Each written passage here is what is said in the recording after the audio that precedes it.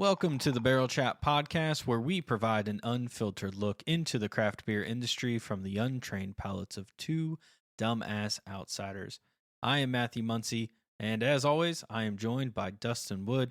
Dustin, how are we doing today?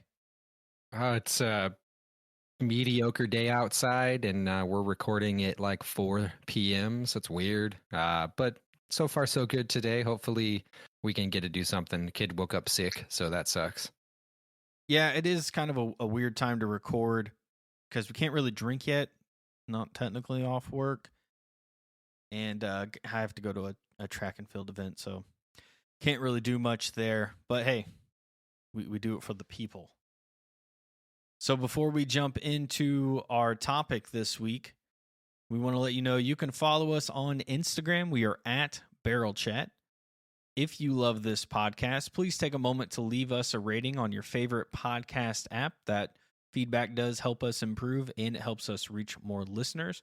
You can also leave some feedback on Instagram, like if you want to comment whenever we release new shows and stuff.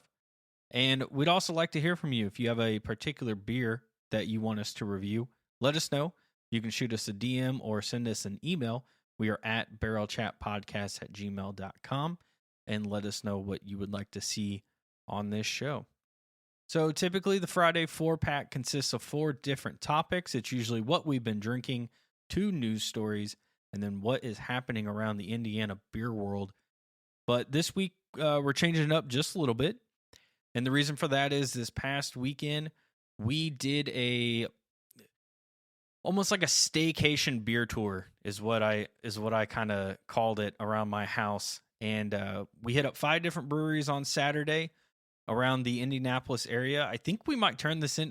This was like a fun thing to do, and this could easily be a monthly thing. We just hit up different areas, different towns, and knock out 3 to 5 whatever's in the vicinity. But we did 5, so we're gonna just discuss that beer trip. That's going to be the first 3 topics, and then we're going to hit up around Indiana because there are some pretty cool events coming up that we wanted to let people know about. So topic number 1 was stop number 1. And this beer trip started out here on the east side in McCordsville, Indiana. And that was at Scarlett Lane Brewing, their flagship, I guess, the brewery, because the rest of them are tap rooms.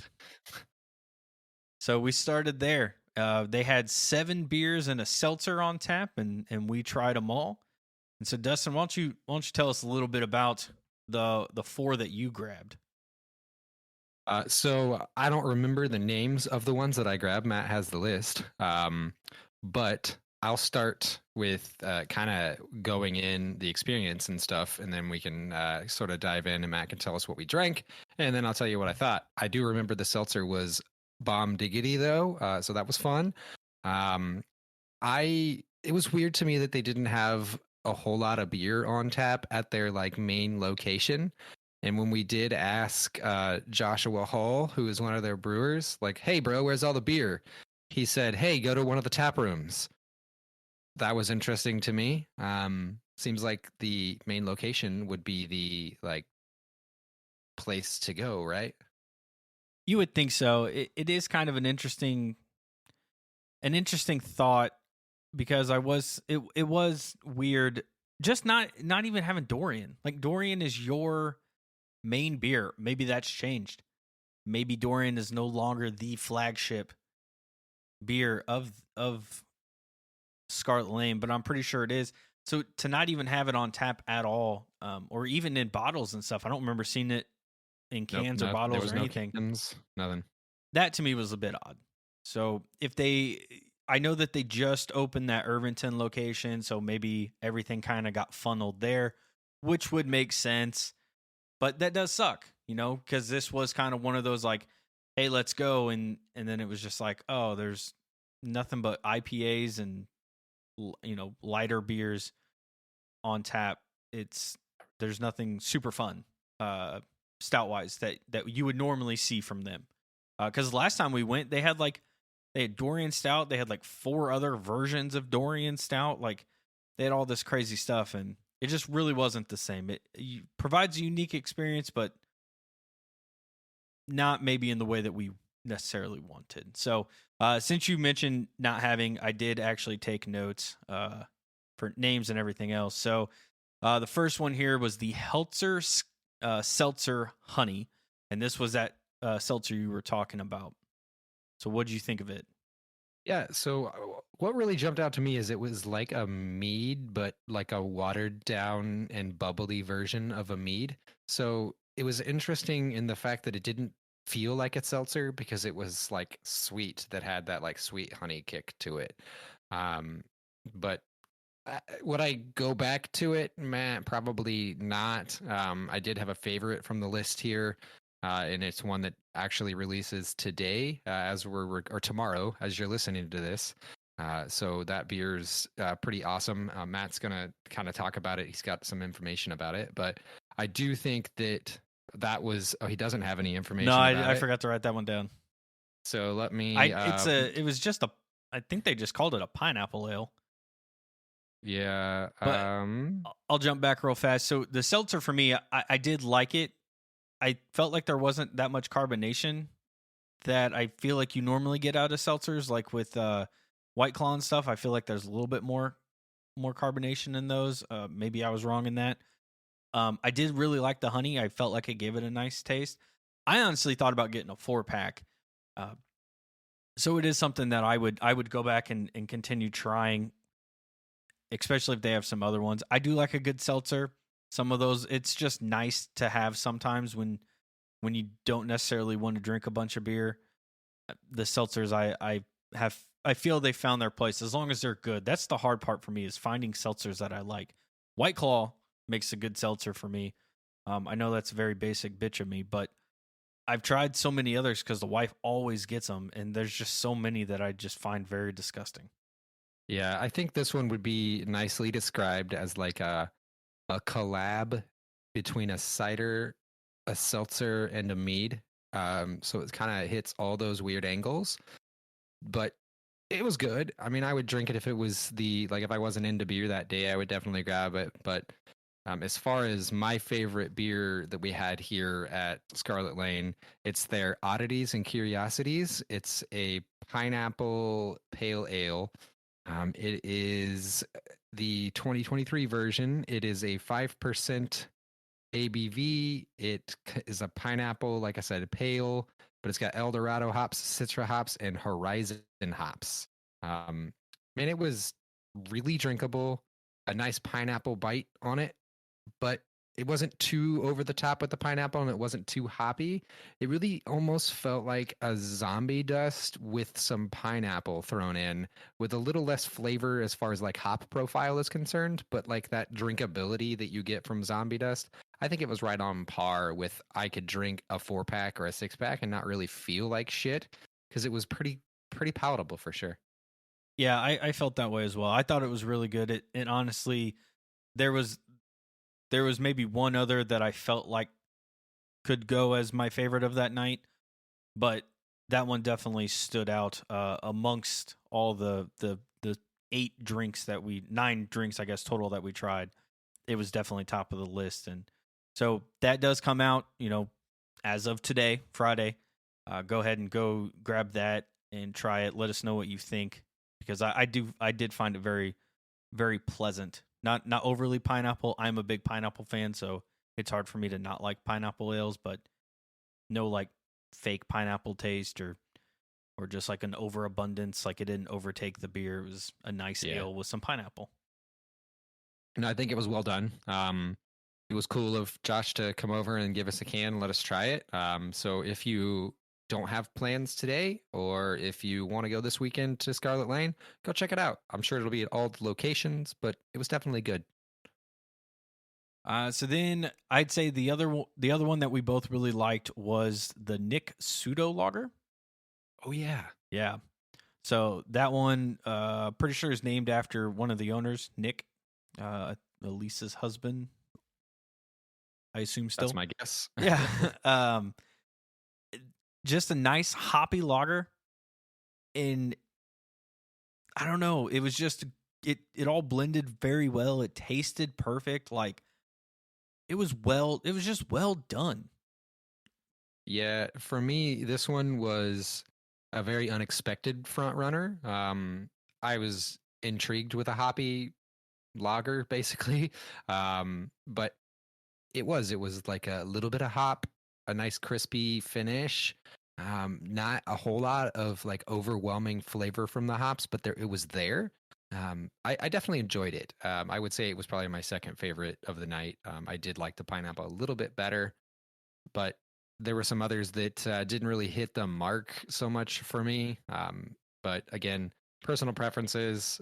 Just I don't think that the other two IPAs that we had were fantastic by any means. Something felt off with them, and I don't know what it was.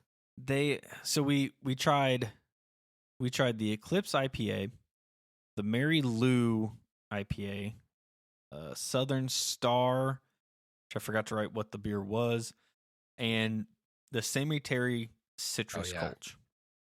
That one was weird. Yeah, and I feel like and this was me personally, I feel like the problem was there was a lot of bitterness in all of them.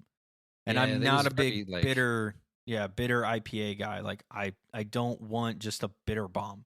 And that's kind of what I pulled from most of those. And just not my kind of style. And we heard a lot of people walking up talking about the Sammy Terry is one of my favorite beers. And it's like, all right, it tastes good for somebody. Like that's great. Like it's finding its crowd. It just wasn't for me. Something with that specific one, the Sammy Terry, had like super malt, a little bit of corn feel, but then it was just like hazy / hop bomb. So it just, how the BJCP says it's a hot mess? It felt kind of like a hot mess. It didn't know what it wanted to be. Yeah, I feel like adding hops to a Kolsch, it's one of those you Americanize something that maybe didn't need to be Americanized. I get trying it, and I get for some people they're gonna like it. I just can't say it was just for me. They just bastardized it. So now on to stop number 2. This was Triton Brewing over in the Fort Bend Harrison area of Lawrence. And there we could not try all of their beers because they have a million of them on tap, which is not a bad thing. There is something for everyone. But we did try I think 9. I didn't write yours down. So if you didn't write those down, then we have no information. That I had the blueberry sour or blueberry gosa. Yep. And then I did the barrel aged stout as well in the West Fork barrels. And then the other one, I don't remember. I don't remember liking it, so that doesn't help. I think it was a brown maybe or something along those lines, but it doesn't spark a memory with me, so I don't think that we loved it all that much. I will say, I'll start off with saying that the blueberry gosa or sour, I don't remember exactly Gosa. if it was, so the blueberry barn phantom gosa, I believe is what they're called. Yep. Awesome. Super like tart, a little bit sour on the back end, but had that like nice gosa salt, and then the blueberry was just really well done. It was a beautiful beer in color wise. It was very like reddish purple. I think it was really well done. One thing that was weird about that was Matt had the raspberry sour that was not red. Well, it was the same beer as the Barn Phantom Gosa, but it was raspberry. And it wasn't red, which really tripped me out. We did ask the server, like, hey, why is the raspberry beer not red, but the blueberry beer is like fucking really red? She went back and it had to do with like some sort of the puree or something, but it felt like they used white raspberry in the raspberry one. Yeah, but it still tasted amazing. They did not fuck up a raspberry beer. So, and I mean, it was a gold winner, just like that blueberry was, according to them. So it all makes sense. I'd say the highlight for me there was honestly that green tea and guava sour that they had just released, and we mentioned being released on last week's Friday 4-pack, and their profile said it's reminiscent of an Arnold Palmer, and 100%. That's what it tasted like. It was. I would, if you are a fan of sours, you have to try this. It's not like a pucker sour. It is blended beautifully. It is fantastic. Honestly, I think all of their sours really hit the note. Like, you don't really see many people doing Gosas around here, and they've got two that kill it. And I'm a huge fan of Gosas. Yeah, I don't think that I had a bad beer when we were at Triton. I did think that the stout it just was kind of bland in one note. It didn't feel like it had any like redeeming qualities, and it had almost like a funk flavor to it. And it could have been the barrel. I don't remember what Deadeye Stout is like. So this was just a double Deadeye that was barrel aged in a West Fork whiskey barrel. They didn't know what whiskey barrel. Hotel Tango whiskey. Oh, Hotel Tango was? I thought it was West Fork. Nope, Hotel Tango. Okay, so apparently it was Hotel Tango. They don't know if what it was West Fork, so. It would explain why it didn't taste very good. So I don't know what it just. I don't think I finished the pour, which was sad. Yeah, I don't remember if I did either. The biggest problem for me was it was way too thin. It did have really good coffee flavor. The whiskey was there. It just needed to be bigger bodied. That's really what was missing for it. I feel like sometimes if you miss one of those sensory notes, it just kind of throws off everything because it's hard to get past that. So that's just kind of how I felt. It feels like they got something there, but where are you going to take it? And I don't know how many. I don't feel like you get a lot of whiskey barrels because there's a difference between whiskey and bourbon. So, it's one of those like, what kind of flavor does a whiskey barrel impart versus like a bourbon barrel? So that would be interesting to kind of do a side by side comparison of. We also tried the peanut butter milk stout, which I thought was decent. Yeah. Again, super thin. I don't know what it is about stouts and being thin around these parts. I don't get it. It's not for me. But it had a good mix of peanut butter and stout flavor. I drank another one of Metazoa's peanut butter stouts last night, and they are pretty similar, both. But the Metazoa one has a bit more body to it. I'll tell you, the first thing I did, I said I took a drink. Now, to be fair, Belching Beavers is a milk stout, so it's not really like apples for apples. But I took a drink and I said it's no Belching Beaver. But as I'm looking back and thinking stout, about it, I thought it was just a peanut butter stout. Okay, so no, the Metazoa one's a peanut butter stout.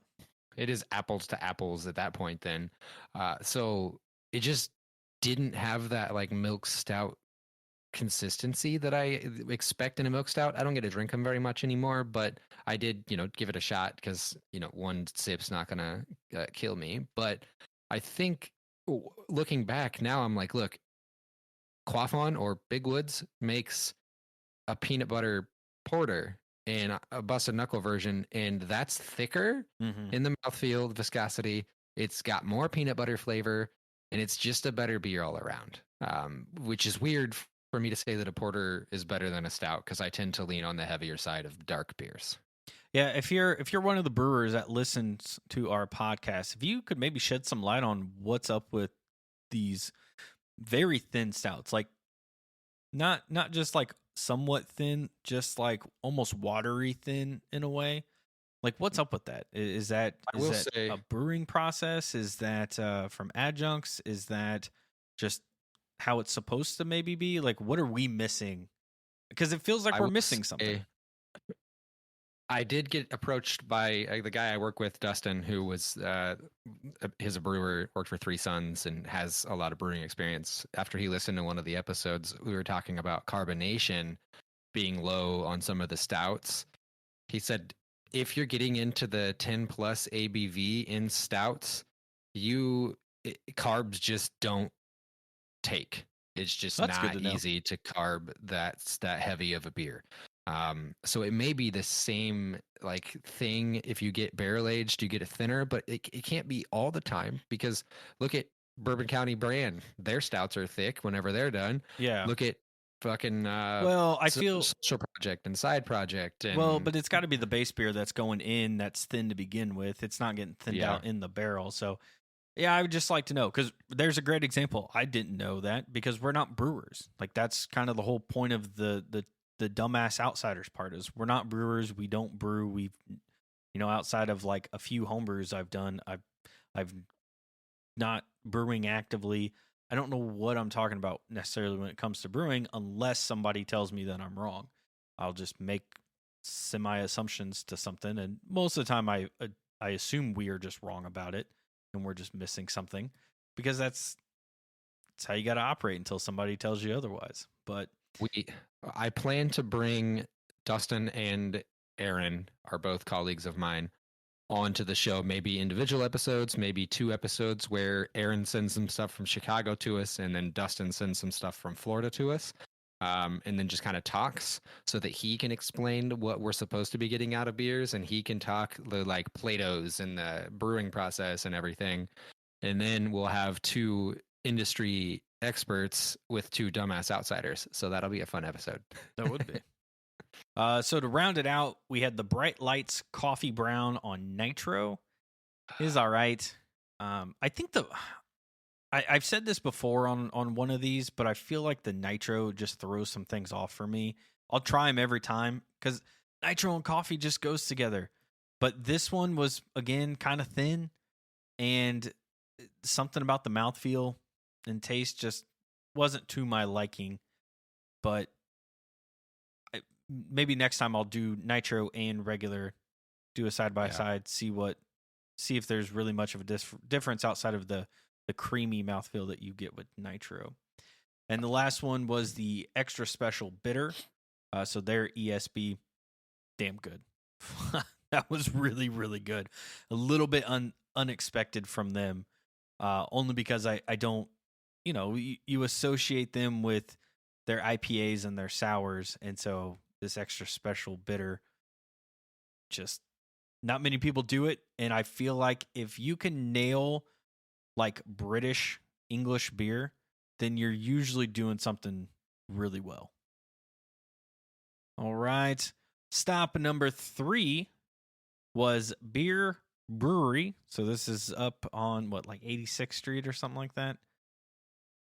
This was an interesting one for a few different many reasons. Yeah. First, there was some legitimate bad beer, sadly. And then there was a singles event that was very interesting from a just people watching aspect. So we got there. We did their flights. Flight of 4 is what you get. I kind of went pretty easy on this because Dustin took all the ones that looked fun. So I did the Beer Time Session IPA. Really good. If you want a nice sessionable IPA for the summer, like that's one of those ones that I think about when you're like cutting grass or something like that, or just hanging outside at 5 o'clock and it's like not ready to start pounding beer, but like you want something refreshing. That one was definitely good. I don't know if that's one they can or not, but I really enjoyed it. Yeah. Man, I can't ever say that their light beers have ever let me down. Like, well, a few of them did. Well, were they light beers that we didn't like, or that's all we had was light beers. We didn't get anything else. No, I mean like lagers and kolsches and pills, that type of light. Because I had one of them 2 or 3 IPAs. Yeah, well, so the one bad one I had was their Good Pills German Pilsner. Oh yeah, that tasted absolutely disgusting. I'm pretty sure it was a very heavy diacetyl taste. That did not taste like a Pilsner. I took one drink and I was good. Like it was legit just disgusting. And I didn't say anything. I probably should. I always feel weird about that. Like because like it's not like the brewer is the one serving everything and like you don't want to, I don't know. I guess I should have said something, especially if we're going to come on here and talk about it. You should probably bring up while you're there that, hey, this beer tastes bad.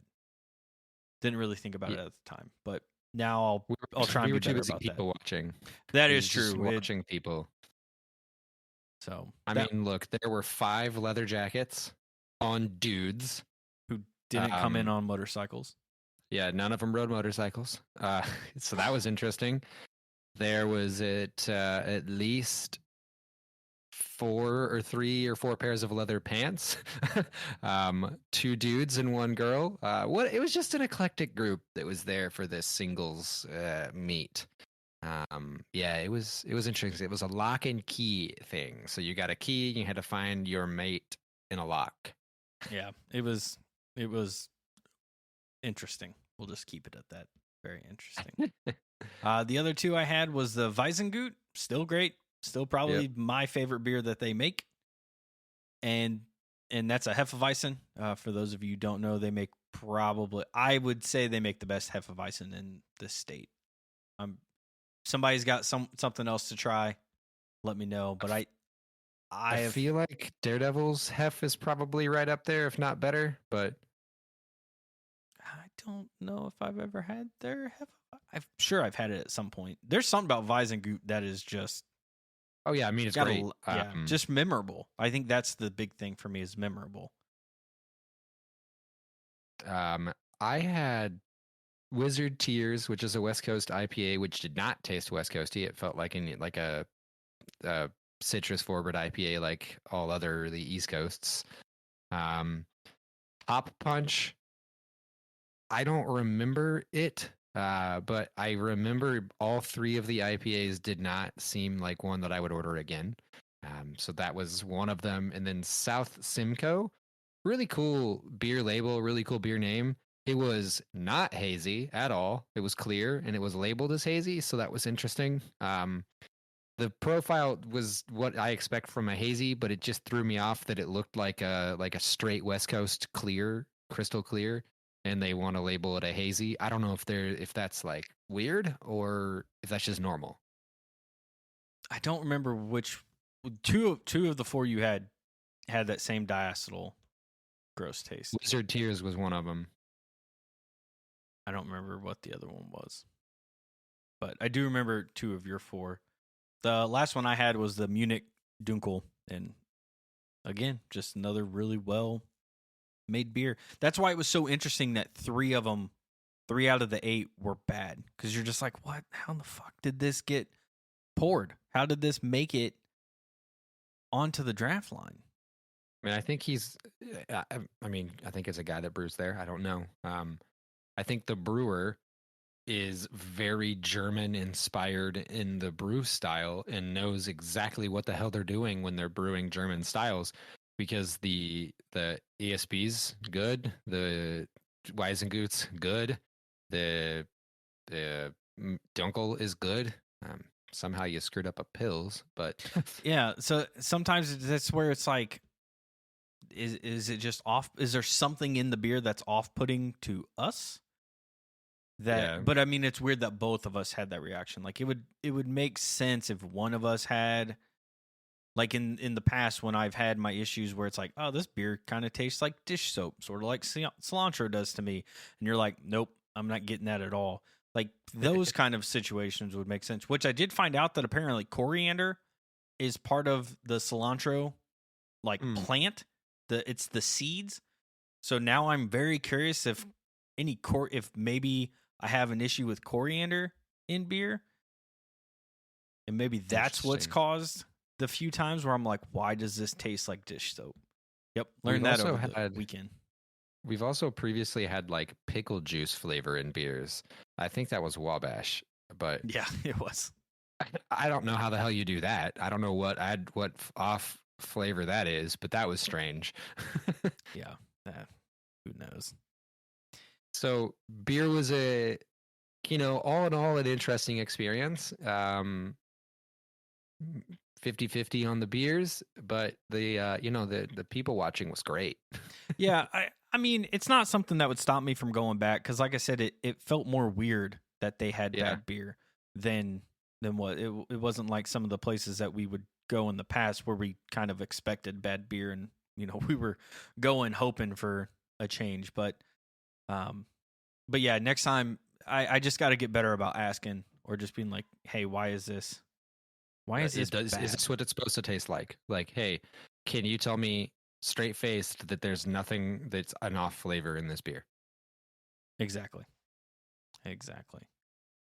All right, our fourth stop was Big Lug Brewery up in Nora, which I think is also 86th or somewhere around there. So beer is on 65th. 65th. Big Lug is on 86th. Okay. So Big Lug, we didn't do flights there. We just did a beer each and then ate some of their delicious food. Shout out the poutine at a Big Lug. Probably one of the best things you can get to eat there. My Nashville chicken was good, or I guess spicy-ish chicken sandwich type of thing. I think that was pretty solid. Yeah, I did try a bite of that, and that was actually pretty tasty. I'm not huge on Nashville hot chicken, but I did like that. So for you, I wrote down that you got the 5 Foot Freak, which was a raspberry blood orange sour. Yeah, it's their description is, boy, this beer really has a lot of flavor. A Belgian farmhouse ale that was fermented with 120 pounds of raspberries and 120 pounds of blood orange, soured from lactobacillus, a bubbly and vigorous carbonation. Can you dig it? Really, I can dig it. It was fantastic. I mean, tart, funky, some sour, nice fruit notes, a beautiful red color. Would definitely go again. Would definitely get cans if they would can it. They do growler fills, but it was fantastic. You don't get many like flavored soured farmhouses around here, so it was cool to see. I think the brew team there and Eddie, who owns the locations, do a damn good job of food and a damn good job of wine or beer. So super excited that we stopped here, even if we didn't get a flight. It was worth a stop. Yeah, I really liked this one, and it was just a great farmhouse sour.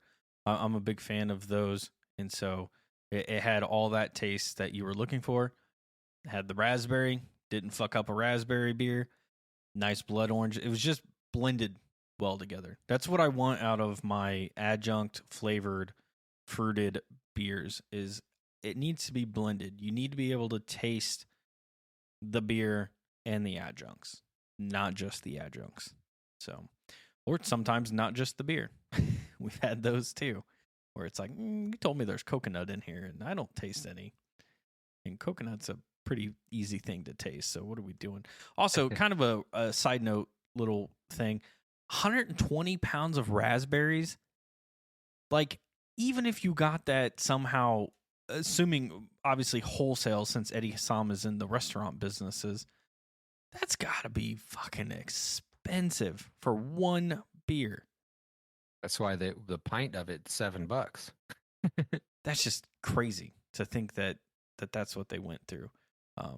Unless it was like puree or something, and they can count it through that. But still, I'm sure that's not cheap either. I ended up having the Pete and Pete. Great name, but it's a PEAT, like the peat. I think it's peat moss out in Scotland. Had a nice light smoky flavor, heavy on the malt, just as they claim. Really nice beer. Big fan of Scotch ales. Robert the Bruce is probably one of my all-time favorites, and definitely need to do that one on the show at some point. But that one's from Three Floyds. But this Pete and Pete was really, really nice. So I would definitely say if you're a Scotch ale fan, you definitely want to try this beer before it's gone. I don't know if it's a repeat one that they make all the time or not, but I absolutely loved everything about this beer. It's Big Lug. Like, yep. They're like beer in my mind and stuff. Like, they just don't miss. Like, it's very unusual when you find something that isn't to your liking, even for beers that maybe you're not necessarily that super keen on. Like, they usually just make it true to style and then add some nice little touches to it to make it their own. But it's usually, it never feels like it's something super out there that just is like, well, we tried this and we completely missed and now we have to sell it anyways. Yeah, there's a few breweries in Indiana that really do that for me. Beer normally, it was strange to have the off beers this time, but beer normally is there. Daredevil, Sun King, Sun King's gotten just a little out there over like the past like 5 years, in my opinion. A little bit. It feels like a quantity over quality thing in some aspects anymore, which is not great to say. I mean, if I'm going to go to a can that I'm like, I know I just want an easy drinking beer, Yes. and I see like a cream ale or something like that, like Java Mac every year, goddamn good. Yeah, there just used to be a point where you could go to Sun King and even their adjunct beers were pretty fun and good, just like Big Lug. And now you go and they can be pretty hit or miss. And I mean, I remember one time having a bartender tell us, like, don't get this beer. Not to order it? Yeah, it's not good. Like, it's legitimately bad.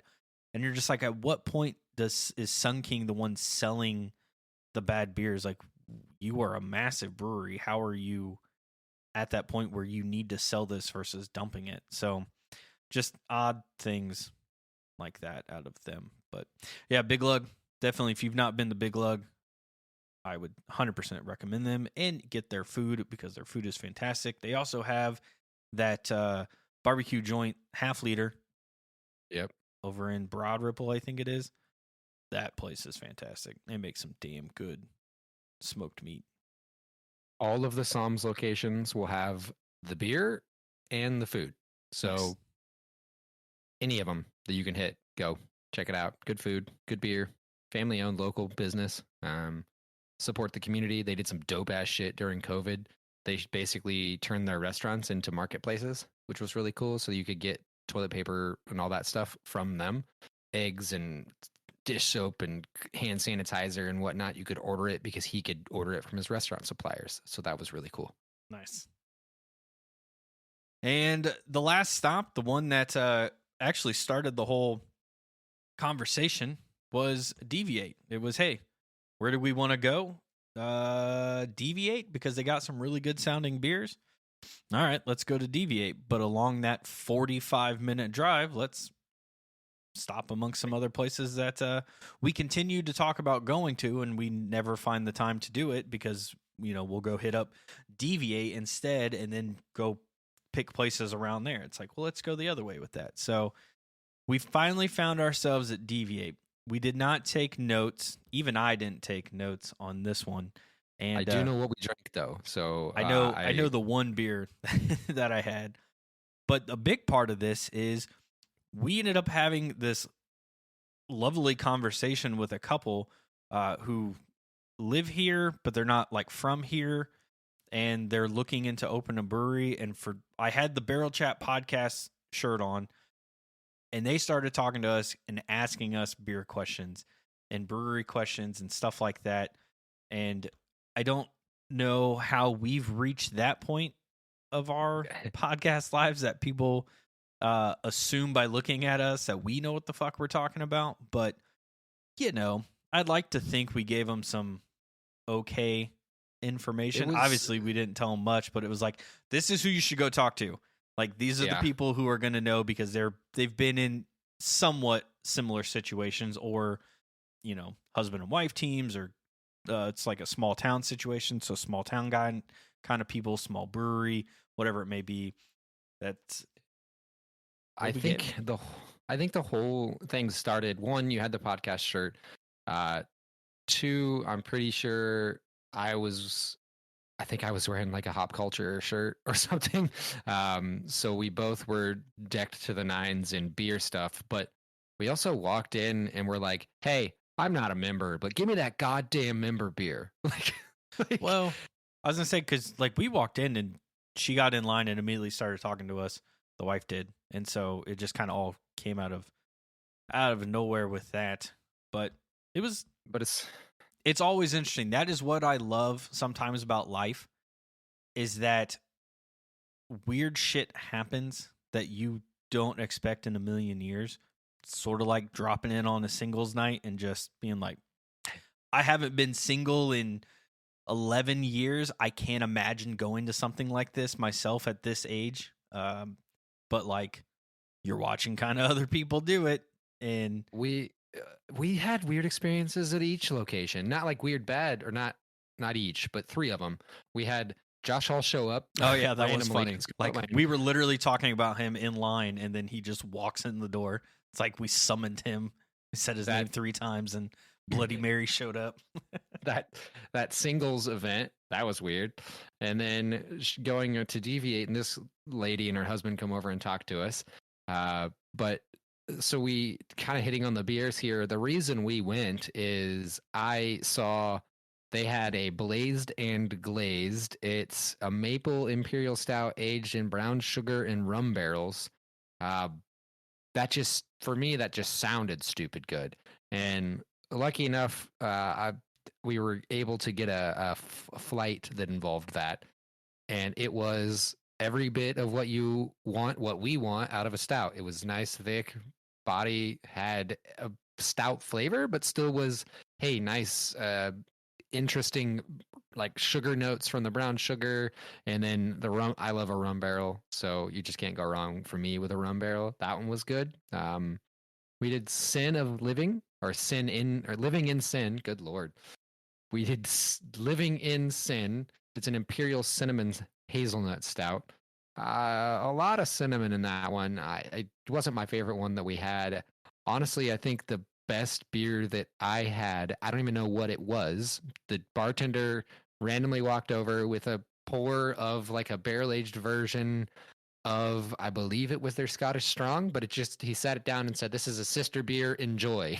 It's like, okay, but it was super good. Nice, and like, I mean, a barrel-aged Scottish ale. You can't go wrong. Love Scottish ales. So I do remember that cinnamon beer because I once again tasted the cinnamon, just like I did on Life of Marty. And it's still throwing me off. It is still throwing me off. It's like, did me getting COVID like a month ago, like unlock this like cinnamon profile now? Like, what the fuck is happening? So I thought that was pretty interesting. The one beer, I didn't do a flight. I just did a beer because by that point my stomach was pretty full. But this lychee ale that they had, I was like, this is interesting. I will say there have been a few times here recently that I've kind of gone out of my way to try something new, whether it be a beer or a food, like from a restaurant or something. And it's just, you kind of get burned, instead of sticking with your normal, like, I'm going to get the same cheeseburger or the same, whatever it is. You're like, let's try something new. And you just get burned. And I cannot stand it. This lychee ale, one of the best beers I've had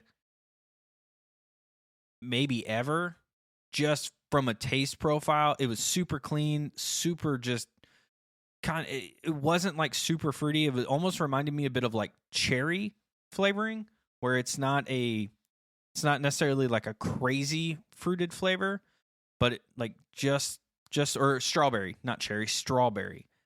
And damn, man, like, I don't know. I just have not been that impressed with an unknown beer in quite some time. And I fucking loved every bit of it. Like, if they can that thing, I would buy it. I would drive back there and buy it. I don't know if they do. I didn't ask, but probably not. Yeah. But if they were to, I would drive the 45 minutes to go buy more of that beer, because that's one I would buy in a keg. If I had a kegerator and stuff and they sold it to me in a keg, I would buy that in a keg. I loved it that much. This leads me to the statement that I always will make and will consistently make about Deviate. You can't fuck up a lychee beer? No. Okay. They make great beer, but you need more than just making great beer to make me want to come to your location consistently. And I'll just leave it at that. Like, the service was great last night, but it was just a server, right? Like, I feel like we've been turned off to them based on some conversations that we've had in the past. And like, you make great beer, I'll go every once in a while, but I'm not going to make that 45-minute drive out of my way like I would to like